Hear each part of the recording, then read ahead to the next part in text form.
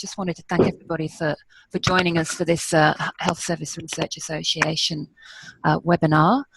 Just a little bit about the association. We were set up about 20 years ago to provide networking, education and training and build capacity in health services research.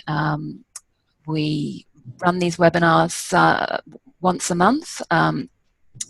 They're open to members and non-members, but we do encourage any non-members that are joining us to just take a bit of time to look at our website and our membership options and think about supporting us. It's only with the support of our members that we're able to run all of our events and activities. And our main activity is our biennial conference. The last one was held on the Gold Coast last December, and the next one is going to be in Auckland in December 2019. So plenty of time for members to get involved in both the planning of the conference and to submit abstracts and attend. Other activities we have are our awards and prizes, which are aimed to promote the best HSR in Australia and New Zealand, and we have just opened nominations for those awards this year, and they'll be closing at the end of July. So again, have a look at the details on our website. And probably of interest to the audience today, we also run a mentoring scheme, particularly aimed at emerging researchers, and that will be running again this year, and we'll be calling for mentors and mentees pretty soon. So keep an eye out for our bulletins and our notifications on our website again. And we have a regular news bulletin that we cover the latest HSR news and publications and jobs and career opportunities. I'm going to pass over to Tilly Payne now. Tilly's our emerging researcher coordinator on the executive committee of the association, and she's going to do the introductions and chair the session this morning. So I'll pass over to Tilly. Thanks, Sarah. Good morning, everyone. I'd just like to reiterate Sarah's welcome to the HSR Association. So both Liz and I are located in Townsville, and Sarah sent out the abstract for Liz's presentation, as well as some information about her. She's got some outstanding achievements, both as a former journalist and published author. But if I may take a couple of moments to explain the relationship that we've had with Liz over the last few years, going on about 8 years now. My role is to build the capacity of allied health professionals in a hospital and health service, and Liz has been working with us over those years to increase our writing and peer-reviewed publications, and slowly and surely that's increasing. So Liz has been an amazing mentor and fantastic help, and very dedicated to helping new and emerging researchers. So I hope as many of you get a lot out of this as we certainly have here in Townsville. So thank you ahead, Liz, and I'll leave it over to you now. Oh, thank you, Tilly. It's really lovely to be here, and it's my greatest pleasure to help new and emerging researchers get on top of the writing requirements for their research ambitions. So writing doesn't come naturally. I always say no one is born knowing how to do it. It does require what I believe is really lifelong learning, and also, I just think it's helpful to have a few pointers, or to have an experienced academic writer explain some of the concepts. So that's really what we're doing. We can only touch very lightly today because we've got a very limited amount of time, but I'm very keen, if possible, to take your questions. I've got a couple of points during this talk where I'd be very happy to take your questions. But the most important thing is you've got to realise that this is a starting point, that there's quite a bit more to do and to think about in times ahead. I strongly suggest that all of you, if you haven't already, form writing circles among peers so that you can share your writing, because scientific writing, academic writing, research writing is always public writing. You must share it and get feedback, and the more you do that, the more polished your work will become. And I strongly suggest also that you combine your writing circles with a journal club, the same group of people, critically examine new literature that's just coming out. Don't just look at the substance of it, although that's important, but also look at the way it has been written. And I think once you get beneath the surface of really good quality journal articles, then you start to appreciate the mechanics of it in your discipline as well, and you can apply that learning to what you do. So I want to introduce you to my guiding principle. I do a lot of my own writing as well as teaching writing, and so a lot of this is based on my own experience. One of the most important things you have to understand is the need for clarity, and clarity is an important keyword. There are various aspects to that word, and I just want to start today by examining some of these before we move on. Clarity really relies upon a robust understanding of the rules and conventions of written expression. So we need clear, grammatical and well-punctuated sentences to transmit thought to the audience without confusion. So in a sense, I'm inviting you to go back to basics, to pare back your writing, to think about the elements of writing, the clear, grammatical, well-punctuated sentences that go together to create a piece of scientific writing. You're always going to be thinking about the audience. Good grammar, clarity are forms of courtesy to your reader, and so it's important that you put those at the top of your list of things to achieve in this writing. Just remember that every sentence you write carries the possibility both of clear communication and of serious misunderstanding. Now, it's hard enough to get published, and there are plenty of reasons why publication can be held up. Don't let your scientific communication be one of those reasons. Always adopt clarity as your guiding principle. Now, just elaborating on that a little, another consequence of the iron rule of clarity is that you have to be exactly clear what you want to say. Sounds obvious, but it's not always obvious. The only way you can really do this is by beginning the writing earlier in the process rather than later, because writing is actually part of thinking. You cannot fully appreciate what you have found in your research until you have written about it. And clarity really comes from moving the words around, both in your head, but more importantly on the page. Get the words out and then start molding them. It's okay to have a bad or unclear first draft. Drafting is a process, but you've got to get those words out and then start moving them around and start developing clarity from there. Start interrogating what you've written to ensure that you're matching what's going on up in your brain with what's appearing on the page. Now, I also ask you to question some of your habits. We all develop habits in our writing, as in many other things that we do. I would ask you to question what I call the lazy but pervasive habits, such as the overuse of jargon and the use of cliches or hackneyed expressions. Readers actually respond to fresh expression. And of course, you're working in research, which by definition is original. Therefore, your expression should, within your disciplinary vocabulary, be as fresh as possible. New ideas demand fresh writing, and fresh writing actually aids clarity. It helps the reader to understand what you're saying. So just keeping in mind these principles of clarity and your writing circle, just to go back to that idea of a writing circle, a good writing circle will ensure that all of these things are in place because they will give you feedback about your clarity. So it's a very good idea.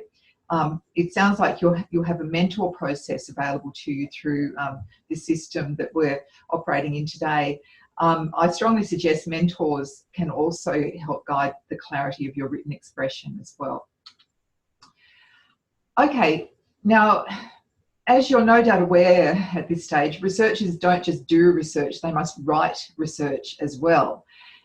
There are very few professions that require that every stage of your work be so meticulously documented and argued. You have to be persuasive in your writing.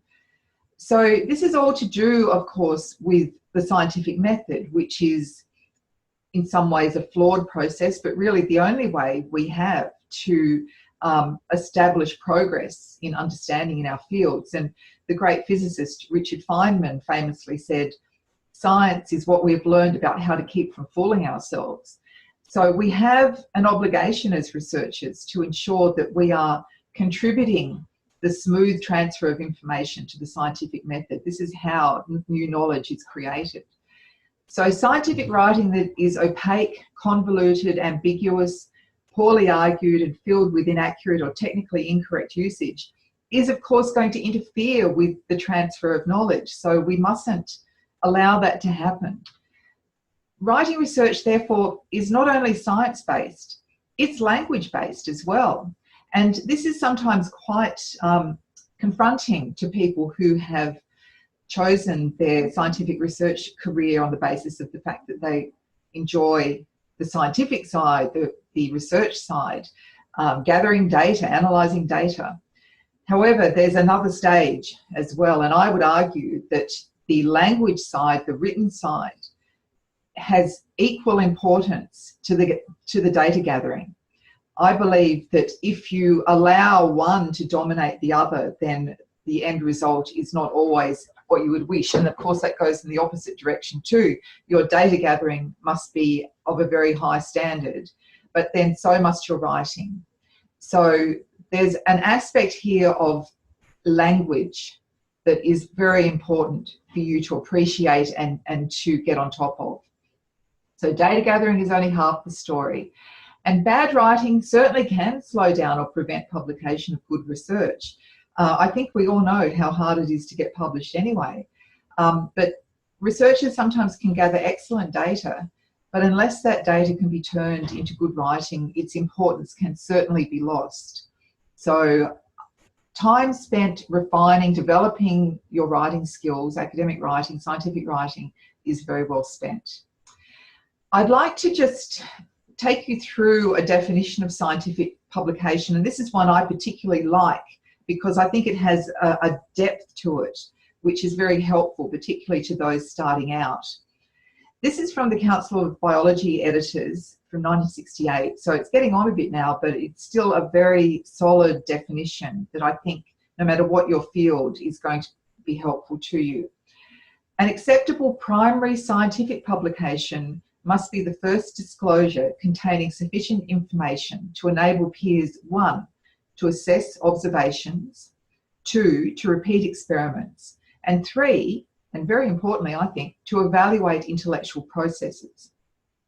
Moreover, it must be susceptible to sensory perception, essentially permanent, available to the scientific community without restriction, and available for regular screening by one or more of the major recognised secondary services. So this is a definition that a lot of people use, not just those working in the biological sciences. And can I just get you to think carefully about all of those 3 points that are raised?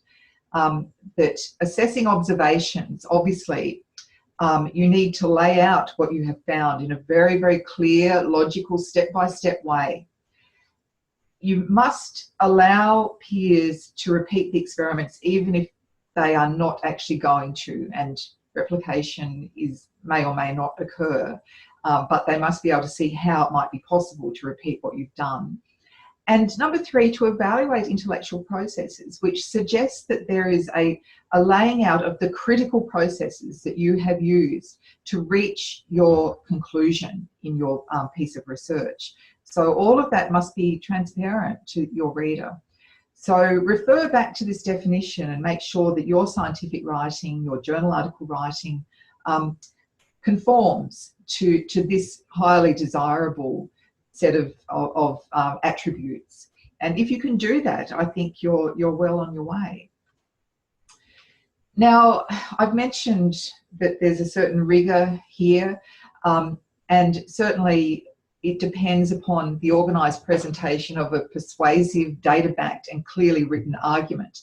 Most research papers on some level are persuasive. They are, you have analysed your data and you then have come to a conclusion about it, and you have to persuade your reader that your conclusion is the correct one based upon the data that you have based it on. Now, considering some of the basic skills of effective writing are going to help in this process.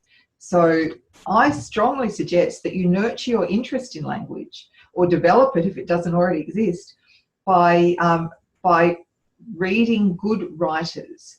So have what I call writing heroes. Find the best writers in your discipline and beyond, people who write factual material, of course, but find the writers in your field who you respond to the best, and try and understand what it is that has engaged you with their particular forms of writing.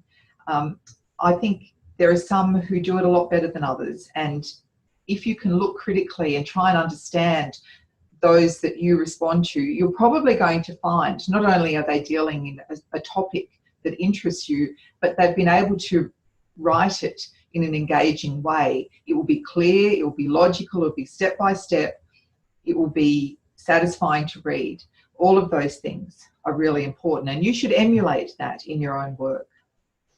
Now, before we go on, I'm very happy to take any questions you might have about academic writing, whether it relates to what I've just been talking about or more broadly. So I'll just pause now and see if Tilly would like to invite some questions and let me know whether there are any questions already available.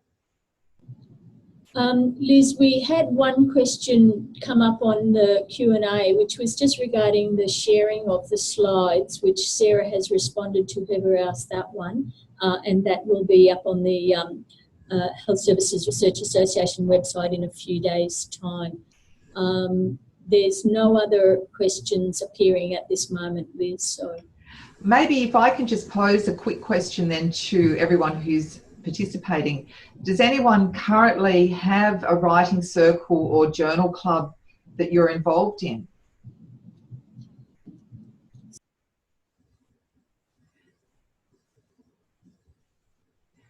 Maybe there are no, oh, I can see there are some numbers appearing now in the Q&A. I'm very keen to know, and I'm very keen to encourage those who don't to think about a writing circle, because writing can be a bit solitary and you can go down what I call a bit of a rabbit hole if you're just doing it on your own. So you need to ground truth what you write with peers, and often the best way to do that is to gather around you a trusted small group, 4 or 5 people with whom you're happy and confident to share your material. So has anyone replied, Tilly? So Liz, we've got a couple of questions. So one of them is, are there any good books for scientific writing that you can recommend? There is a very good book. Now, I've just got to remember the author. Just while I turn away for 1 second, I'll just grab it from my bookcase. While you're doing that, Liz, I will present another one of the questions, is that being mindful that we each have our own specialties but still in health, who are your writing heroes? Oh, yes, I do have writing heroes. They're not necessarily restricted to my area, although my area is history of science, and within that I do have a writing hero, Margaret Gowing, but more broadly, George Orwell. And I think anyone who wants to be a good writer, doesn't matter what your field, certainly in health, that's also a good place. George Orwell was one of the best writers in English, and he wrote a lot of essays, including an important one which I'll mention called Politics and the English Language, which talked about not just the desirability but actually the responsibility for public sphere people, so researchers and others, to write with clarity. So I have heeded his advice my entire career. So George Orwell, you can't really go wrong, and seek out his essay, Politics in the English Language. And even if you don't read anything else from him, although I recommend you read 1984, but his essays are really excellent. Okay, any others, Tilly? Just back to that book on scientific writing, did you find that? I do. I've got it right here. It's called Writing Scientific Research Articles, 2nd edition. And it's by Margaret Cargill and Patrick O'Connor, and it is really good and practical. It's Australian, and I think it's nice and simple to use. It's particularly helpful for people who have English as an additional language, but it will help anyone in this field, and I have found it very helpful myself. So that would be the main one I would recommend for this kind of writing. And just one more, Liz, and then we'll let you go on. Do you have any recommendations for a structure for a writing circle? Yes, there are different ways of doing it. There is a process or a technique called shut up and write, which you can find on the internet, and that gives a structure. I think it's called the Pomono structure. Sorry, I can't just remember the exact word, but anyway, look up shut up and write, and that is a technique that is used by a lot of particularly research students to structure their writing workshops. But if you don't want it to be overly structured, then all you need to do is just set up a regular time. Once every 2 weeks is generally about right. That gives you enough time to have new stuff each time, and have someone who leads the conversation, and that person can change regularly, and then it could be that that person is the one who's sharing their piece of writing that particular fortnight, and then the others give their feedback. But then that person, it'll be a different person each time, with everyone getting the opportunity to share their work and getting good quality feedback from their peers.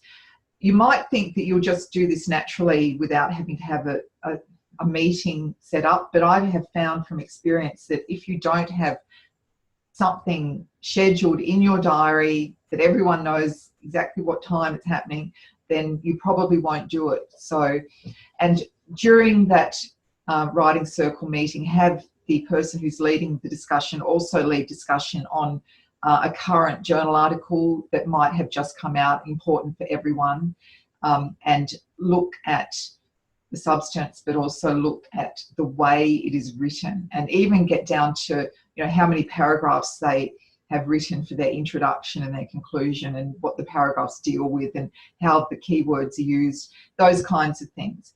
The more you get beneath the surface of scientific or academic writing, the more you're going to understand. So try and have some sort of regular meeting. It's got to be regular, otherwise people will forget or it won't happen. Every fortnight, coffee and cake, beer and pizza, whatever suits you, and organise it like that, and then you'll be able to get into the rhythm of it.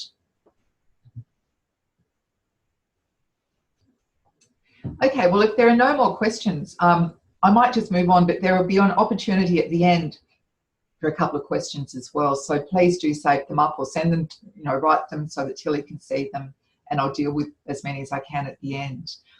Okay, so let's move on. I'd like to talk a bit about a way of structuring your articles. This is a traditional journal article structure known as IMRAD. It doesn't matter if your particular discipline does things slightly differently, that is, if the order of these things is different, because the concepts are going to be the same, even if it's if they're put in slightly a different order. But this is the best known formula for organising an academic paper, and I find that it's actually really helpful for breaking down the task into its constituent parts, so that you can start with the part that you feel like writing at the moment, and then you move through the others as you feel ready. So these are the different components. So there's the introduction, the methods, the results, and the discussion. So that makes up the acronym IMRAD. And it's primarily used in the hard sciences like physics and biology, but it's also widely used elsewhere as well. Some sciences move the methods to the end. Chemistry does that in particular, and others play around with the order a little bit. But generally you're going to, I think, you'll be able to conceptualise your article quite well if you think about it in terms of the very different things that each one of these sections needs to do. So it has a logic to it, and of course, like a lot of science and research, logic is very important. So think about the logic in this way. So what question or problem was studied? And the answer is in the introduction. How was the problem studied? So the answer is in the methods. What were the findings? The answer is in the results. And what do these findings mean? And the answer is in the discussion. So they're quite different sections. Of course, they're all interrelated, but you can see how you potentially could start out of order, out of sequence. In fact, Margaret Cargill, in her book that I showed you a short time ago, recommends that you begin writing the results before you write anything else. That, of course, is a bit of a personal choice, but there's something to be said, because you, perhaps while you're analysing your results, while you're working on them, you can start formulating the forms of words to express what you've found. I also quite like the idea of getting an introduction started fairly early as well, but it is up to you. What you should probably be doing is get your abstract underway quite early in the write-up process. So this is your journal article abstract, and for many journals, the abstract has to be quite short. In fact, I would say that abstracts are getting shorter all the time, and it's quite challenging. And I had one student recently who told me that he had been required to write a 100-word abstract for a journal article. I think that's quite challenging. Hopefully, generally, you'll have more like 200 to 300 words. But I think it's actually quite helpful for you to start thinking about your abstract quite early on. And then it becomes a bit of a planning document, as much as it is a summary of your work. So it also can help you get past the problem of writer's block, or of putting off, procrastinating. It's so much easier not to write than it is to write. But an abstract is just a small document, and so there's really no excuse. You have to get on with it. And of course, it also echoes the IMRAD format, but in denser, more summarised form. So that can help you to understand conceptually all the parts of the journal article. So it's another reason to get started on your abstract. And even initially, at least, start with subheadings for introduction, methods, results, and discussion. You may remove those subheadings before you submit, but it's going to help you to craft your abstract in the right order. And then you consult it often while drafting the whole paper, but of course you are open to the prospect of refining it and changing it, altering it as your understanding of your research changes, which it probably will during the process of writing, because as I said, writing is part of thinking. As you proceed through writing up your document, your own understanding is going to deepen and change, and it's going to throw up new questions that you might not have thought of while you're actually doing the research. And that's great. That's what you want. You want to very much engage with meaning in this process, and not just, write up your results. You actually have to get much deeper down into the results to understand them better. Okay, so the strategies and protocols for structuring academic papers help ensure that the information is useful, and in many cases the methodology is reproducible. And so that's why we have this IMRAD structure or similar structures, to make sure that people are receiving the information in an acceptable, expected format. So that's what it's all about. But it also, I think, really helps the author to ensure that that you have a structure to follow. Structuring is one of the hardest things. For those of you who've done a PhD, for example, you might recall how difficult it is to work out a structure for a PhD thesis.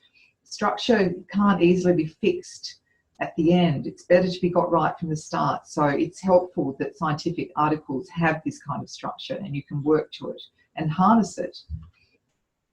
So you're always thinking about the most logical approach to this task.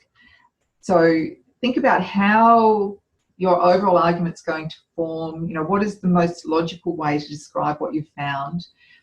You need to, as much as you can, detach yourself from your data and thereby deepen your understanding. You're looking very much for patterns. You're looking for the big things that are coming out of what you've found, and not just the factoids within the data that you've got. But get yourself away from that a bit. Think about, what have you found? What is its meaning? What else could it mean as well? So keep an open mind. Don't lock in your conclusions too early. So think very deeply about the real meaning of your data. And fashion your findings into an intellectually coherent account that provides the most important results at the start, followed by a logical approach that leads the reader through your processes and reasoning towards a powerful and inescapable conclusion. Now, it's very easy for me to say this. It's actually quite hard to do, and I recognise that. But the more you're able to apply the techniques of critical thinking, which is a pattern-seeking process, looking for patterns of similarity, contrast, anomalies in your data, and perhaps contrasting or placing your data next to existing scholarship and finding similarities, contrasts, anomalies, those kinds of things, and then setting it out in a very logical step-by-step way that, going back to our definition of scientific publication, shows your reasoning processes and gives the reader at least the conceptual idea of how they could reproduce what you've done. And also make that conclusion inescapable. There is no other way to conclude. You show exactly how you have reached that conclusion so that the reader is led to that conclusion and can see that there is no other possible conclusion. So think about how you can do that with your data. The essence of academic writing comes down to demonstrating your capacity to think deeply about conceptually difficult ideas and finding a logical and straightforward way to explain your reasoning.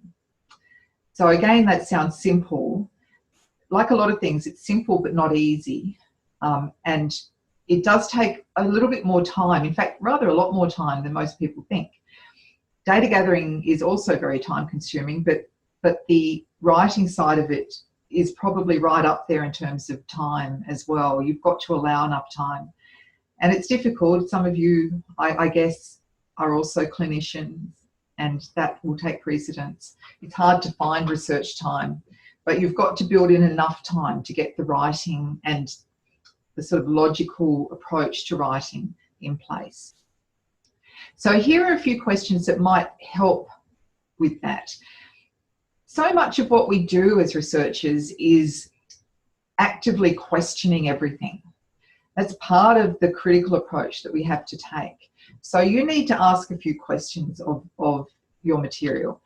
So how do your findings fit with what is already known? And it's okay if there are some anomalies there or some contrasts, because that's, you know, the things that you can talk about in your paper and account for. How do they differ? So looking for differences is a good thing, and that can raise some more research questions that could be fruitful for later as well. What conclusions can justifiably be drawn from your results when they're read in concert with existing knowledge? So of course, all journal, article, research papers have an element of literature review about them, because you have to connect up what you have found with existing knowledge. So that's your opportunity to talk about and to examine how your data might fit with existing knowledge, and by all means show where it doesn't fit and how it differs and how this might actually open up more possibilities for research. I find it quite helpful to think about what your thesis is. Now, that word is used a lot, but I want you to think about it in a very specific way in relation to your research paper. This is you being able to clearly state the core of your argument, your actual thesis. What is the reason for that journal article to even exist? The thesis is the new idea that you wish to establish in your piece of writing. And it should be new, true, and significant. And I'm basing that on the work of John Gehring. But use those words as benchmarks. What in your research is new, true, and significant? And you need all three of those. Obviously, true should go without saying. But new, yes, it definitely has to be novel. And also, perhaps the more difficult one, the significant part, you have to actually make explicit the significance of your work. And you need to think about how your work really is significant. Is it significant? So these are some of the thought processes that you need to go through to ensure that you have achieved something worthwhile. And then, of course, you have to state it clearly and effectively. Can I suggest that most people overwrite, and they write overly long sentences. They try and cram too much in. Can I suggest that, particularly when it comes to the most important parts of your research paper, where you are expressing your thesis, the new, true and significant parts of your work, that you ensure that you keep your sentences short and sharp, and use keywords well. Try to start those important sentences with your main keywords. Try and keep the grammar of your sentences relatively straightforward, not too complex.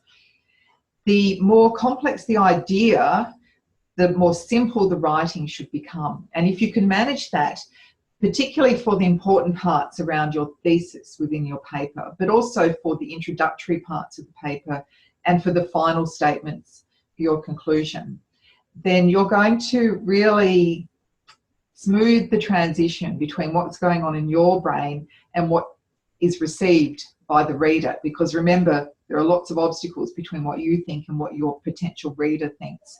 You've got to try and reduce the number of obstacles to understanding.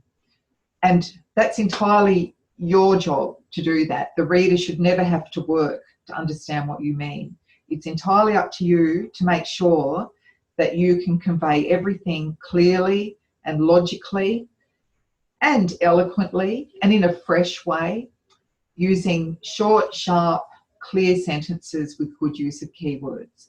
If you can do that, then you've gone a long way to establishing new knowledge in your discipline. And that's what this is all about. You are pushing back the frontiers of knowledge, which sounds very highfalutin, but that's what researchers do. Even in a very small, narrow field, that's what you're aiming to do. And to do that, you have to be very clear on what you want to say. I strongly suggest that you prepare take-home messages, and you do this during the research process itself, not later, but actually while the research is underway, because this is going to help you organise your paper. Your paper is, the organisation of it is driven by your results, by the small number of take-home messages you wish to convey. And it is a small number. It could be just one take-home message, potentially. Sometimes it might be one or two, maybe three at the most. It helps you to imagine your paper being discussed at a journal club meeting, actually. I think that's quite a good thought experiment. What are the things you would want the participants to focus on? Then just write them down. Prepare statements about these things before proceeding with the paper itself, and that's really going to focus your mind. A lot of this is about focus. So these questions are also helpful to get you focused. So what do my results say? And actually write down what they say. Keep your answer to no more than 2 sentences. What do these results mean in their context? So what conclusions can be drawn based on known knowledge in your discipline? Who needs to know about these results? So who is your audience? Always write for your audience. Think about who that audience is. If it's a cross-disciplinary audience, then you're going to have to be even clearer than you are for a more specialised audience. Why do they need to know? So what contribution will this work make to others in the field? These are all exercises you should undertake as you are working through your research process. It helps to do an outline as well, because we're structuring this in a fairly robust way. So take your main ideas of introduction, methods, results and discussion, and then break it down even further into paragraph level. Into a table structure is a good way to go. Down one side, the subsections and sub-subsections, and down the other side, show the data that you're using and the interrelationships between that data, because that's going to help you form those patterns that give you a deeper understanding of what you've found. It's got to be highly detailed, so work out how many paragraphs will be contained in the paper and what each one will be about. This is why Journal Club is good. You can actually start to see a lot of journal articles only have 2 or 3 paragraphs for the intro and maybe slightly more for the conclusion. Just work it out what's going to work best for the target journal that you're looking for, and then work from there. And you can get to the level of writing the first sentence, the theme sentence for each paragraph, and noting the backing evidence you'll present in the paragraph. Some people call this draft zero. The outline is draft zero before you even start drafting. The more you do this, the more confidence you'll have that you've got the right information to present. And create informative headings and subheadings as you go. Now, introductions help you to place your work into the discipline and make its connections explicit. So you start with fairly general statements, not too general, and then you step through to the more specific statements. So you're going to have a statement of the problem you're addressing, a background of the problem, usually in the form of a brief literature review. You're going to state your research objective and how you achieve it in this work, and a brief description too of the conclusions you've reached. It's not a murder mystery. You actually do reveal what you found rather than waiting till the end. You're going to have a gap statement of some kind, and here are some real ones. They can just be woven into the introductory material. However, understanding how these processes interact to regulate invasions remains a major challenge in ecology. That's an example I've taken from the Cargill book, and the other one there is rather similar. You need a statement of that kind within your intro. Moving now to the discussion, skipping over methods and results because we don't really have time to look at those right now. But the discussion is a very important part. It continues the theme of the introduction by discussing the patterns that you've found in your data. And here you interpret results, but you don't just repeat them or rehash them. So it does need to be, this is where you create your synthesis. This is the new knowledge that you have created, and it's found and placed into the discussion. And from here, you go from the very particular back out to the general again, the opposite of the introduction. So you can see an hourglass shape conceptually in the form of your piece of work, moving from general to specific and then back out to general at the end. And the intro and conclusion follow the same order. So if you've established a particular order in the intro, then you maintain it through to the end, which helps the reader, gives them a satisfying consistency which they respond to. Now, people often wait too long to start writing, but you should be writing at least your theme sentences into your outline, into draft zero, while your research is still in progress, because this is your opportunity to do another form of experimentation, which is experimenting with your words. You need to find exactly the right forms of words that match what you wish to say. And doing that earlier rather than later makes the process much easier. It's also helpful to start formulating those words while the research is going on. There are colleagues around, apparatus, if that's what you're using, still available. You can test what you're trying to say. The writing process shows up problems with data or experiments ruthlessly. So it's a good idea to get that draft zero with your theme sentences well underway while your research is in progress. And I've already mentioned complex ideas should be expressed simply using straightforward sentences that are not overly complicated. Do not make everything hard for your reader, and indeed for yourself. You need to think about how to simplify your sentences. As a guide, try to ensure that the first sentence of each paragraph, which is often known as the theme sentence or the topic sentence, does not exceed 25 words. Take that as a discipline that is going to actually help you. 25 words, it's more than possible to get your theme into 25 words or fewer. Establish that as one of the things that you do as part of the discipline of this form of writing, and you'll be amazed at how much clearer your work becomes. Within a paragraph, some subsequent sentences may be between 5 and 50 words, with either extreme rare, and in fact it's good to have a mixture of sentence length. Every so often a 5-word sentence really grabs people's attention. You don't want to do that too often. 5-word sentences should be rare. On the other hand, 50-word sentences occasionally need to express a list, but don't do that too often because 50-word sentences or beyond are hard to read. So try and be disciplined with your sentence lengths. I know it sounds a bit mechanistic, but in fact, it's a really easy way to start clarifying your writing and becoming more reader-friendly. Readers like short sentences, even if some writers don't, but you've got to be reader-friendly. So try and do what they're looking for. Also, you have to be careful with the level of claim.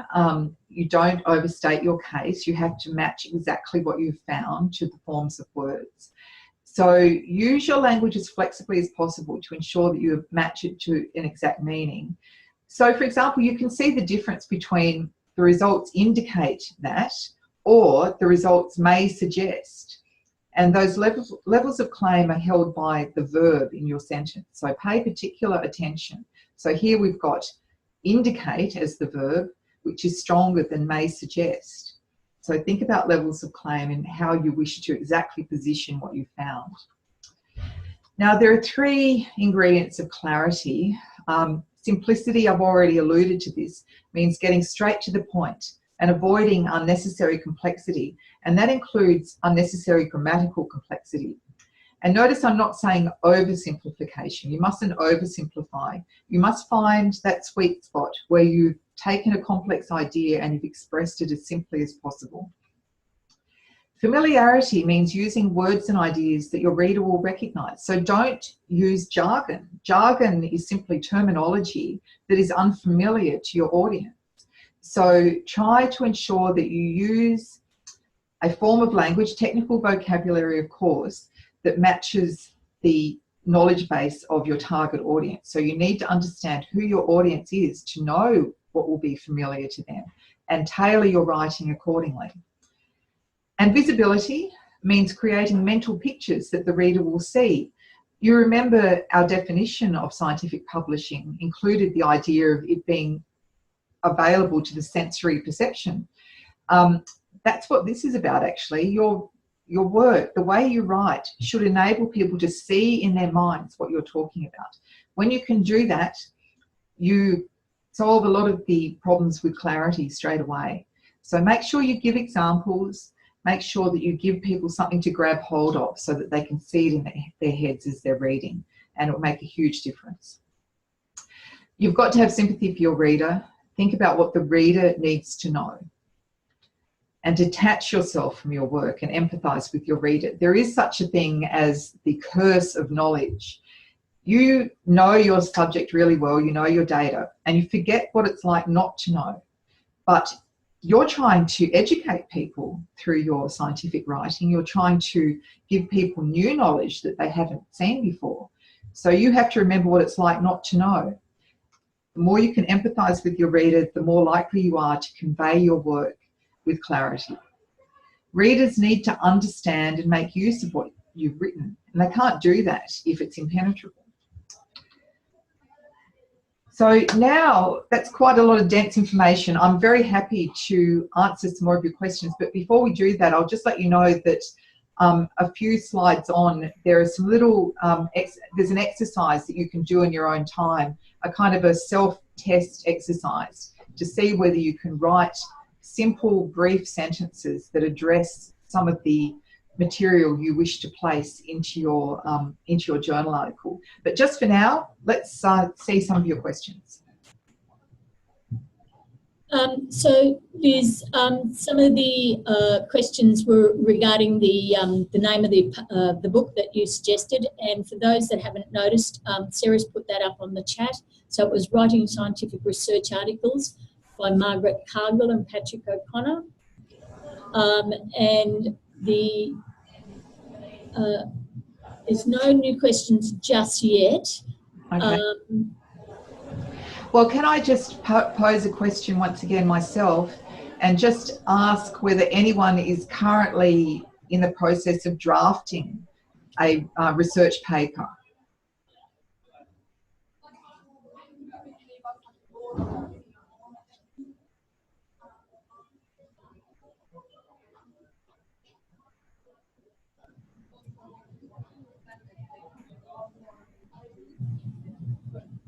So we've got a response, yes, and I'm just going to have a look to, so there are people that are in the process of writing papers, Liz.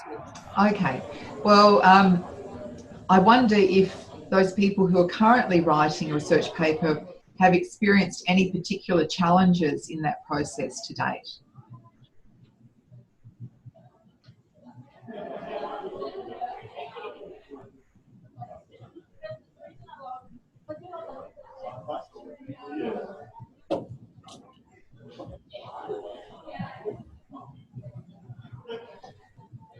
So one of the challenges is being concise.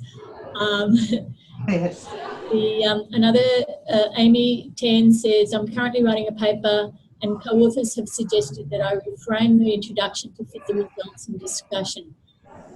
They concurred the value of the findings. So that's one. Yep. Catherine Legrand says, challenge is overriding and cramming too much information into one sentence, which is exactly what you have spoken about. Yes. Kylie says, yes, my writing is too long and convoluted. Yes. Split the sentences up. Yeah. Adina says, yes, challenges in synthesizing rich qualitative findings. Now, Liz, you did talk an awful lot about, you know, the IMRAD style, which is very much for us quantitative researchers and for, you know, those rigorous scientific journals. But we do, especially in allied health, have qualitative. So do you have any comments to address that one?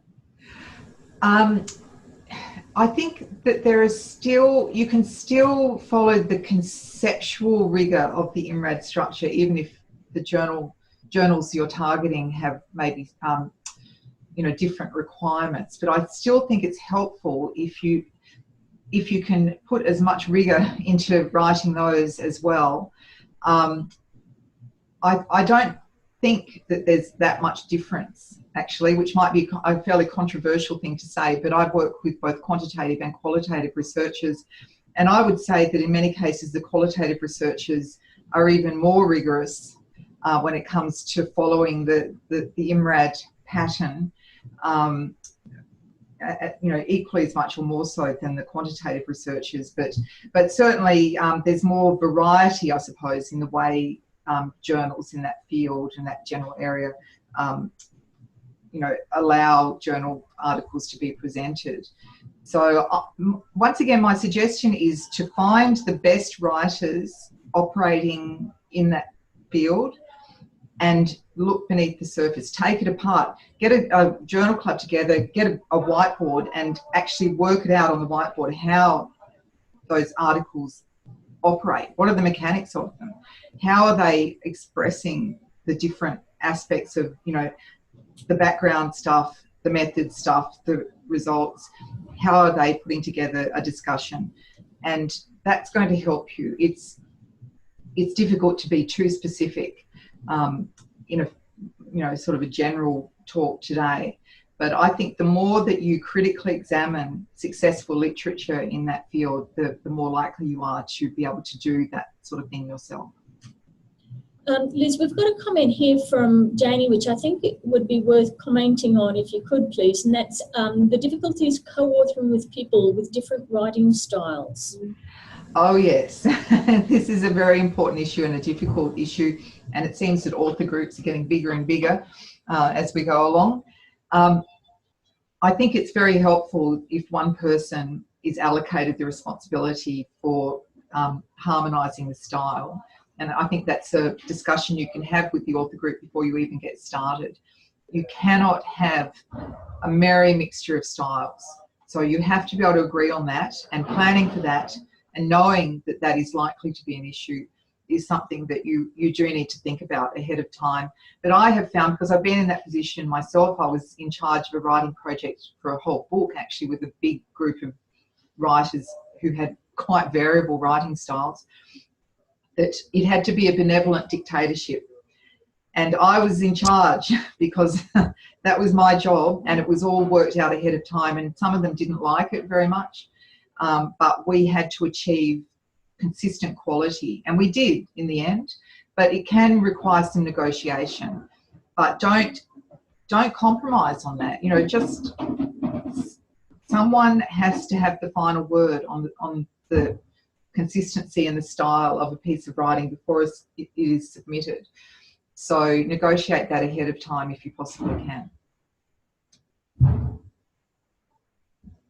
So Liz, there's another comment here which I think might be worth your commenting on, and that's how to maintain a consistent authorial voice across different journals that demand different writing styles. A marker of a very good researcher is flexibility, the ability to move between styles.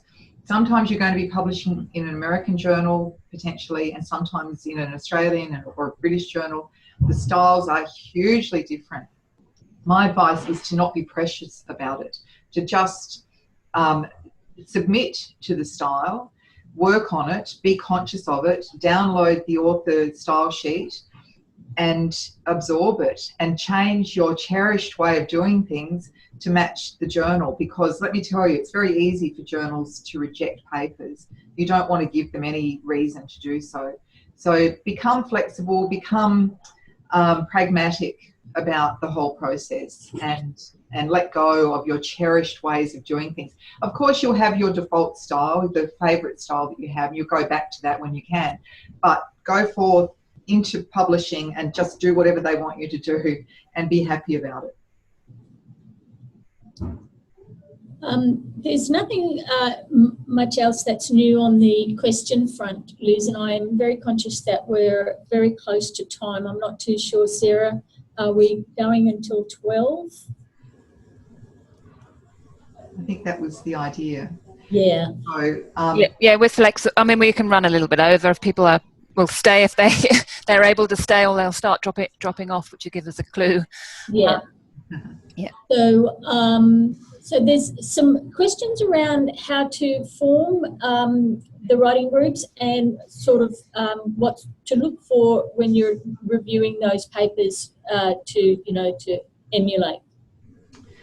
Okay, well, what I would be looking for is clarity of expression, of seeing whether they've clearly established background. So have a look.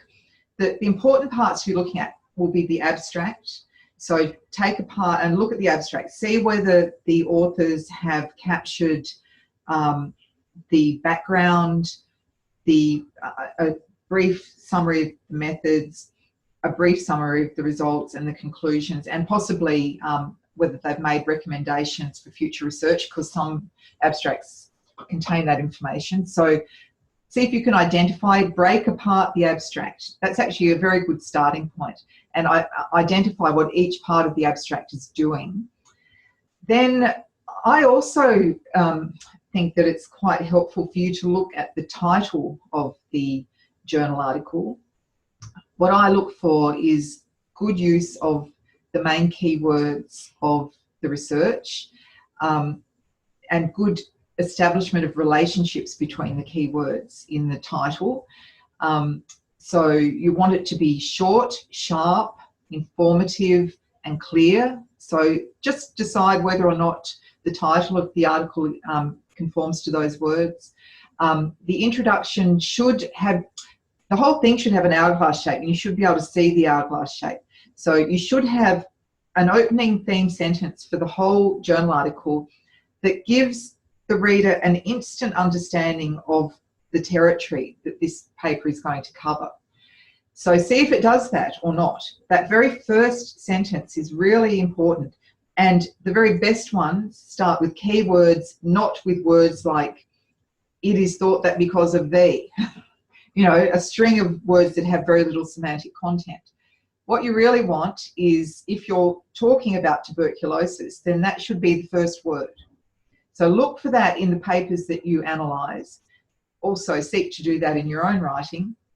But then just see that hourglass shape developing from the broad but not too broad opening, narrowing it down, getting to, okay, see if you can then identify the research problem and how that's established, the knowledge gap, the specific information about the reasoning behind even tackling this problem. See if you can identify the sentences that do that.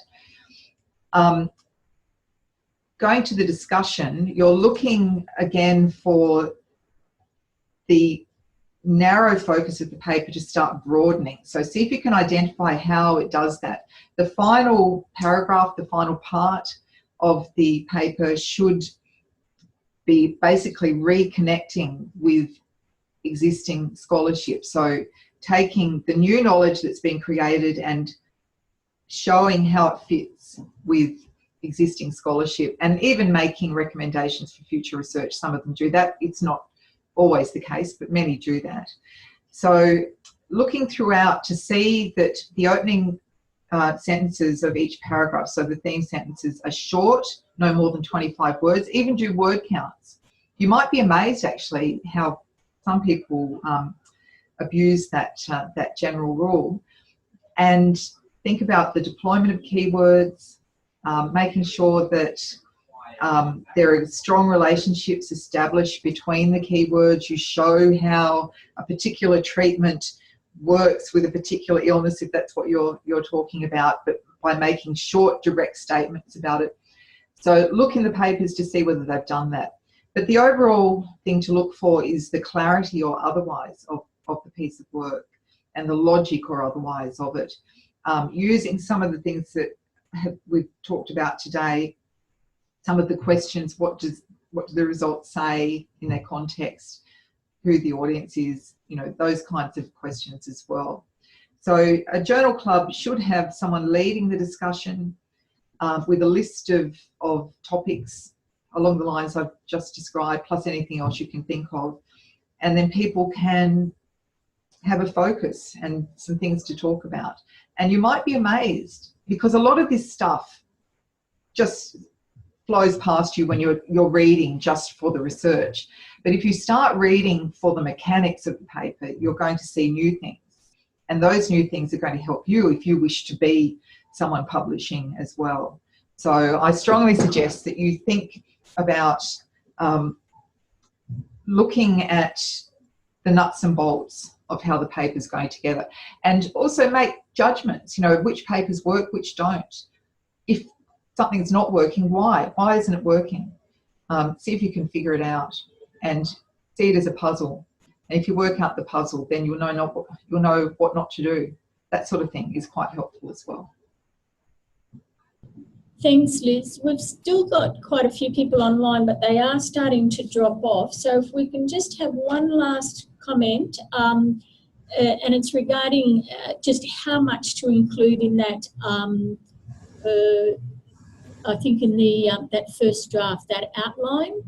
Right, yes. No, that's a good question, because not everyone does an outline, but I think that your final product is greatly improved if you do.